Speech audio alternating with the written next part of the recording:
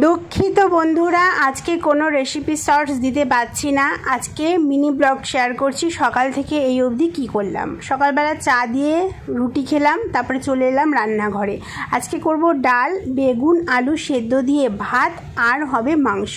হ্যাঁ, তোমরা একটু অবাক হবে যারা আমার ডেইলি ব্লগ দেখো যে রবিবার আবার ডাল আবার ঢ্যাঁড়স ভাজা। অ্যাকচুয়ালি আমার বর চিকেনটা এনেছে একটু পরিমাণটা কম, তাই জন্য বুদ্ধি খাটিয়ে কী করলাম যে সাথে ডাল আর ঢ্যাঁড়স আলু ভাজা করে নিলাম।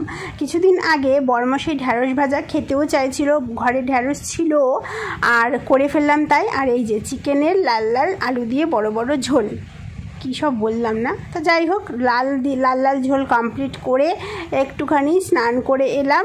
না একটুখানি না, অনেকটা স্নান করেছি।